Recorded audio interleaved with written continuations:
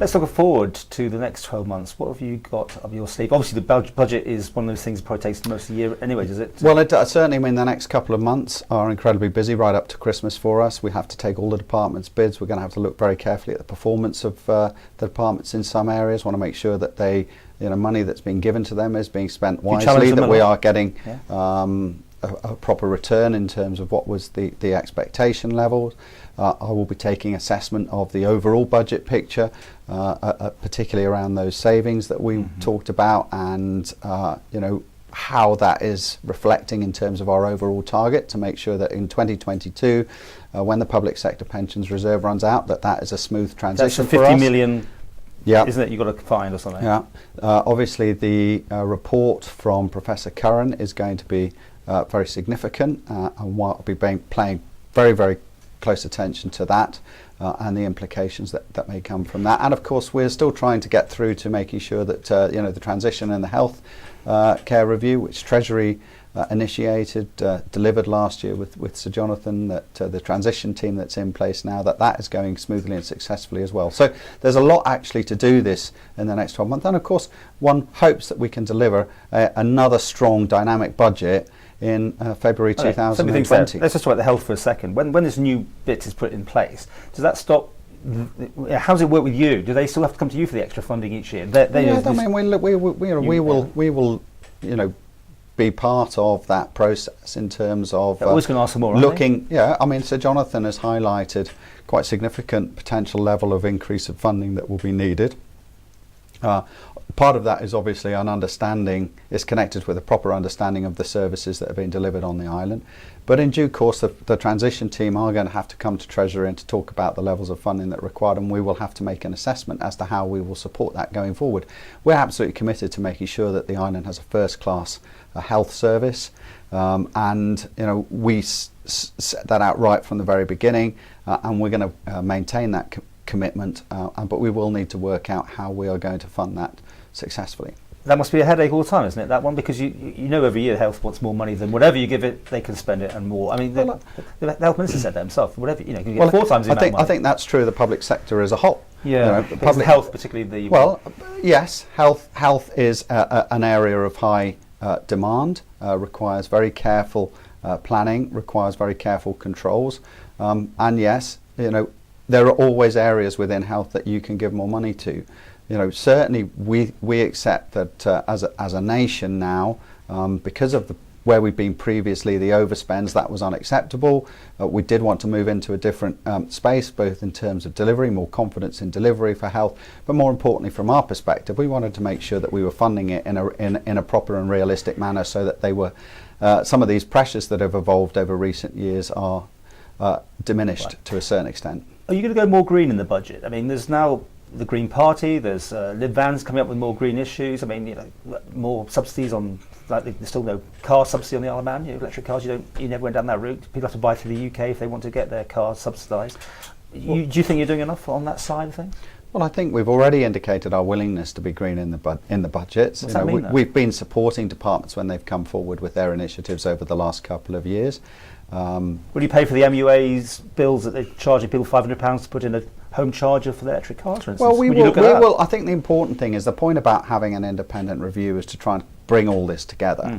That's why we'll be studying very carefully what Professor Curran has to say, and we will be working alongside Tynwald, if you like, in terms of what policies are adopted to make sure that we can fund those correctly. But of course, again, we need to be very pragmatic, I think, about our approach to this, be realistic about what can be done effectively to ensure that we go green. But it's not just about Treasury, it's not just about government. Everybody has to buy into this if it's going to be successful. But certainly we will we'll have a pretty significant role to play in terms of helping change culture, helping deliver a new agenda.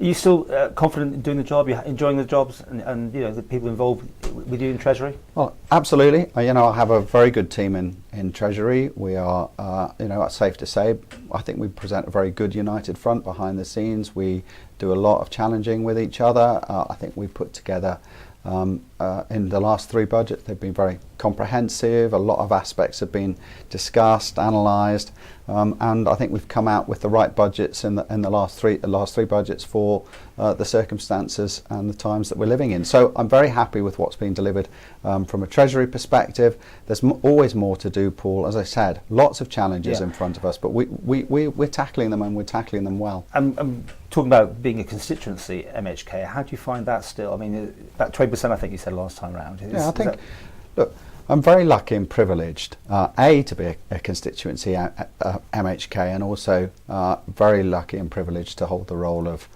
Treasury Minister. If you go into politics, you go in to make a difference, and if you have some significant control over the checkbook, if you like, then you are in a position to, I think, enhance what you set out to do. So.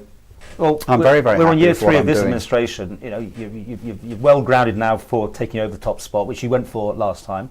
You're kind of ready to take on that chief minister's role at the time when, well, hopefully maybe just. Well, in 2 Paul, years' I time. think I don't really give a lot of thought to that. I think yes, what I'm. Come on. I don't. You can't tell me you don't. Here we go. I'm actually serious. You know, I have a huge amount to do on a day-to-day basis, both with the Treasury, and there's lots of constituency issues that need to be looked after. No, I think my focus is on delivering what we set out to do. We set out a strong financial plan with the Treasury. We set that plan out over 5 years. You know, we're on track to deliver. I absolutely want to make sure that we are in a better place in 2021 than we were in 2016. You did go for the job, though, Joe, right? I mean, you know, at the beginning of this administration, you put yourself up to be chief minister, so you want the job. I mean, I don't know why you can't just answer yes or no sometimes. This is what frustrates us, I think, when we watch these back. You know, do you want the job? Yes, I'd like the job. No, I don't. But you give me that rounded. But Paul, I think the point is you're asking me these sort of hypothetical questions for a point in the future. But you know, you have to understand that you know, as I said to you, I take my role with great pride and pleasure. You know, it is the focus. It's right. It should be the focus for me. You know, and I have to make sure that we are delivering on what we set out to do 3 years ago. So things like chief minister positions, next elections, who's standing, who's not standing, etc., is frankly just not in the equation. How are you getting on with Howard Quayle now? Howard Quayle and I have a very good working relationship. Yes. Okay. Absolutely. You know, we're a fairly united council of ministers. Fairly united. On a lot of things, and you know, I think that we are delivering on a comprehensive programme of government for the most part extremely well. Okay, we're on the home stretch now, but this may take a little time. I'm going to ask you to rate yourself out of 10 this year. Well, Paul, you know I don't rate. You're I the only don't give one. those figures. Well, I don't know that I am the only one, but you well, are. I'm not going to give you a figure because you can't rate yourself. No, okay. I don't think it's for me to rate myself. I think actually that's something for the general public and the electorate to and the government. How are you going to rate the government this year? I think that's I am part of the government, so you know it is for the public to do that. What we are doing is we're setting out to achieve certain milestones, certain goals, particularly from the Treasury's perspective, to make sure that the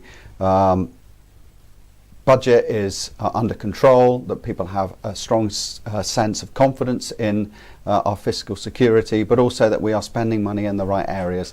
That's always been the challenge in the last 3 years. It's going to continue to be the challenge in the next 2 years. And you're going to stand again? I mean, only 2 years away. Well, as I just said, Paul, I'm not even contemplating elections. You know, there is too much to do at the moment, including too much going on, not just at home. With all the infrastructure projects we've got, all the pressures that we've got on various areas of departmental spending, but as you know, we've got Brexit, we've got talk of potentially worldwide recession in one or two spaces.